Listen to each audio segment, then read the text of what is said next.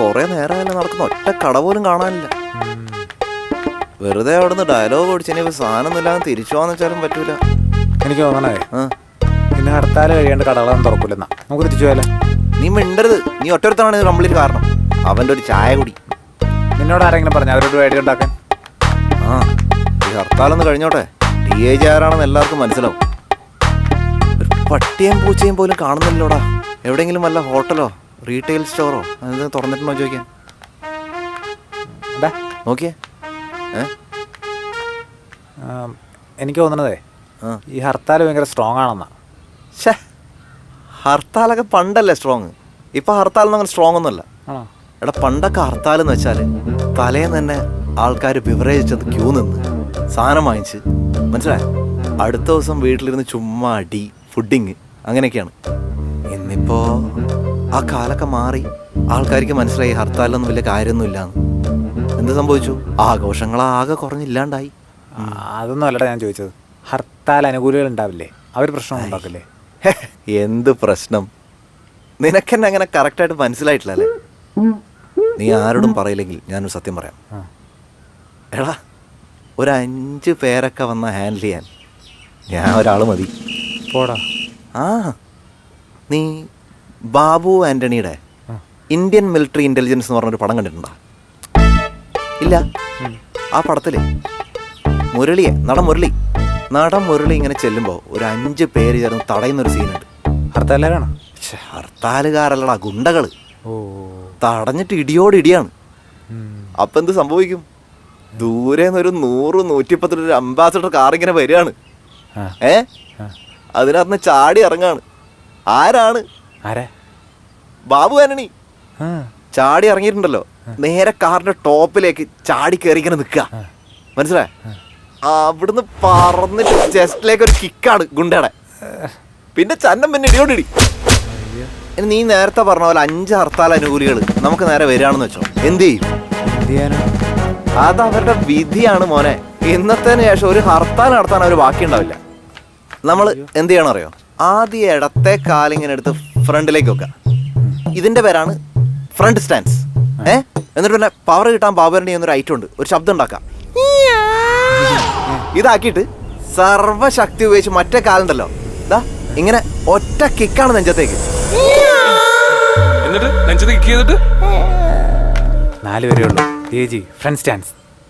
ഇവിടെ ഇപ്പോൾ back stance ആയിരിക്കും നല്ലത്. അതിങ്ങനെ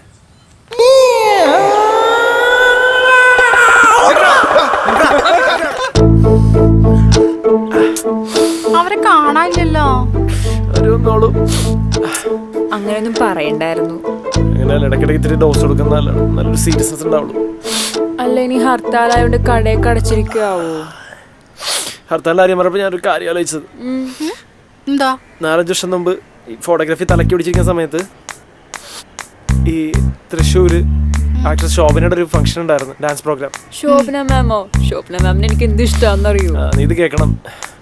അന്ന് ആ ഫംഗ്ഷൻ കോർഡിനേറ്റ് ചെയ്തത് എൻ്റെ കൊച്ചനായിരുന്നു. പുള്ളി എങ്ങനെയൊക്കെ ഒരു പാസ് ഒപ്പിച്ച് എന്നെ വിളിച്ച്, അപ്പോൾ വന്നിട്ടുണ്ടെങ്കിൽ 2-3 സ്നാപ്സ് ഒക്കെ എടുക്കാം. അധികം ആൾക്കാർക്ക് പെർമിഷൻ ഒന്നും കിട്ടാത്തതാണ്. അപ്പോൾ ഞാനാകെ എക്സൈറ്റഡ് ആയി.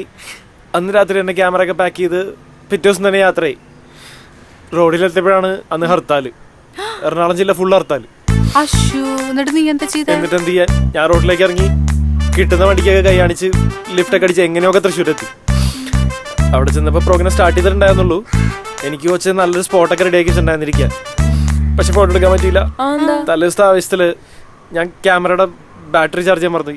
അയ്യോ, അത് അവിടെ ചാർജ് ചെയ്യുന്നില്ല. അപ്പൊ ചാർജർ എടുക്കാൻ മറന്നു. നല്ല ബെസ്റ്റ് കഥ. അല്ല അതിപ്പോ ഇവിടെ പറയാൻ കാരണം എന്താ? പറഞ്ഞെന്താന്ന് വെച്ചാല് അവന്മാരെന്നെ പോലെ അല്ല, അവന്മാര് പോയ സാധനം കൊണ്ടേ വരുള്ളൂ എന്നാ പറഞ്ഞു. ശരിക്കും നല്ല ബോറായിരുന്നു. നമുക്ക് എന്തെങ്കിലും എടുത്ത് കഴിച്ചാലോ? എനിക്ക് നല്ല വിശപ്പ്. ഇവിടെ ബ്രെഡും പഴവും മാത്രമേ ഉള്ളൂ. അത് കുഴപ്പമില്ല, നമുക്ക് ഇപ്പൊ കഴിക്കാം. പിന്നെ അവന്മാർ കൊണ്ടുവരുമ്പോ അപ്പൊ കഴിക്കാം. വിശന്നിട്ട് കണ്ണ് കാണുള്ളൂ.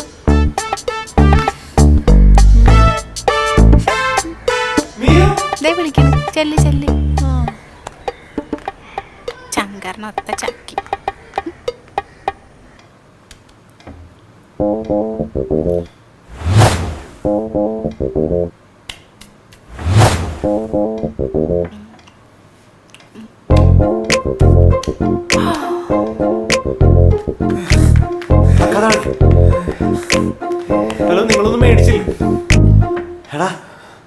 ദൂരെയൊക്കെ പോയി നോക്കടാ. കടയും കപ്പലണ്ടി ഒന്നുമില്ല അവിടെ. പിന്നെ ഹർത്താലിന് ഒരു സ്ഥലത്ത് എത്തുമ്പോൾ അവിടെ കുറെ ഹർത്താൽ അനുകൂലികൾ. അവരെ കണ്ടപ്പോൾ ഈ ബാബു ആന്റണിയുടെ മോൻ എന്നെ ഒറ്റയ്ക്കാക്കിയിട്ട് മുങ്ങിക്കളഞ്ഞു. ഏത് ബാബു ആന്റണി? എടാ അതൊക്കെ പിന്നെ പറ. ഇവിടെ കഴിക്കാൻ എന്തെങ്കിലും ഉണ്ടോ? ഇല്ല. പിന്നെ നിങ്ങൾ എന്തായി കഴിച്ചുകൊണ്ടിരിക്കണേ? ഞങ്ങൾ കുറച്ച് ബ്രെഡും പഴവും കഴിച്ചതാ, അത് തീർന്നു പോയി. എനിക്ക് അങ്ങോട്ട് മാറിയേക്കണം. എടാ ഇവിടെ ഒന്നും ഇല്ലടാ, അതിനെല്ലാം തീർന്ന്. കണ്ണി ചോറില്ലാത്ത തെണ്ടികൾ. നീയല്ലടാ വലിയ ഡയലോഗ് അടിച്ച് ഇറങ്ങിപ്പോയത്. ഇനിയിപ്പോ ഹർത്താൽ 6 മണിക്ക് കഴിയുള്ളൂ. എനിക്ക് വെച്ചേക്കണ്ട. എടാ ഒന്നും മിണ്ടാതിരടാ, ഞാനും ചിന്തിക്കട്ടെ. നീ ഒരു കാര്യം ചെയ്യും, നമ്മുടെ അടുത്ത വീട്ടിൽ ചെല്ല, എന്നിട്ട് അവരോട് പതി ഇങ്ങനെ എന്തെങ്കിലുമൊക്കെ സംസാരിച്ചിട്ട് നമുക്ക് കഴിക്കാൻ എന്തെങ്കിലും തരുമെന്ന് ചോദിച്ചു നോക്ക്. അയ്യെ പിച്ചു ചോദിക്കാൻ. അയ്യേ പിച്ചായിട്ടൊന്നും ഇതിനെ കാണേണ്ട കാര്യമില്ല. ഇത് ഇവനൊരു എക്സ്പെരിമെന്റ് ആണ്. അത് ഇവൻ ആളുകളോട് ഇടപഴകാൻ എത്രത്തോളം പഠിച്ചു കഴിയുമെന്ന് പറയാനുള്ള ഒരു ടെസ്റ്റ്. അങ്ങനെ ചുമ്മാ ചോദിച്ചവരെ എടുത്ത് തരുമോ? ഒരു പരിചയം വേണ്ടേ? എടാ ഇങ്ങനെയൊക്കെയല്ലേ പെടുന്നത്. ഐ മീൻ പരിചയപ്പെടുന്നത്. നീ ചെല്ലുന്നു, ചോദിക്കുന്നു, അവർ തരുന്നു. സാമ നിന്നെ കൊണ്ട് പറ്റും. You are the best, you are the best, you are the best. മതി, കൂടുതൽ വിളിക്കണ്ട, ഞാൻ പൊക്കോളാം.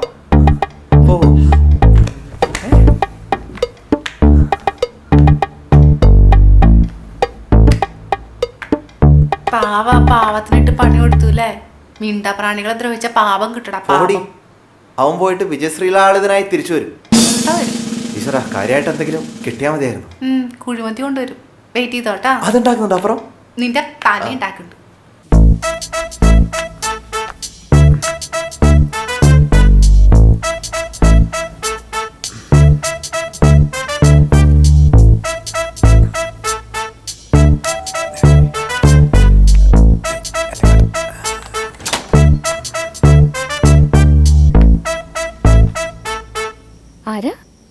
ഗുഡ് മോർണിംഗ് ചേച്ചി. അല്ല സോറി, ഗുഡ് ആഫ്റ്റർനൂൺ. എന്തായിരുന്നു? ഞങ്ങൾ അപ്പുറത്തെ വീട്ടിൽ താമസിക്കുന്നതാ. ഒരു 5 പേരുണ്ടേ. അപ്പോൾ ഞങ്ങളെല്ലാവരും വളരെ നല്ല അഭിപ്രായമുള്ള ഫാമിലിപ്പെട്ട ആൾക്കാരാണ്. ഈ ഓഫീസ് വീട്, വീട് ഓഫീസ്, അങ്ങനെ ഫുൾ ടൈം ബിസിയാണേ.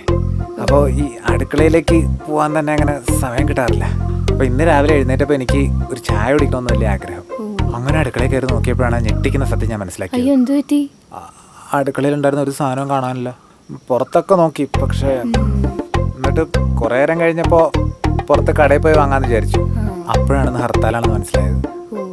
എന്നാൽ പിന്നെ ഹർത്താൽ കഴിഞ്ഞിട്ട് വൈകുന്നേരം എന്തെങ്കിലും പോയി വാങ്ങി കഴിക്കാമെന്ന് വിചാരിച്ചപ്പോൾ കൂടെ ഉണ്ടായിരുന്ന പയ്യന് വിശന്നിട്ട് ഒട്ടും വയ്യെന്ന് പറഞ്ഞപ്പോൾ അതിനിപ്പോൾ എന്താ വേണ്ടേ?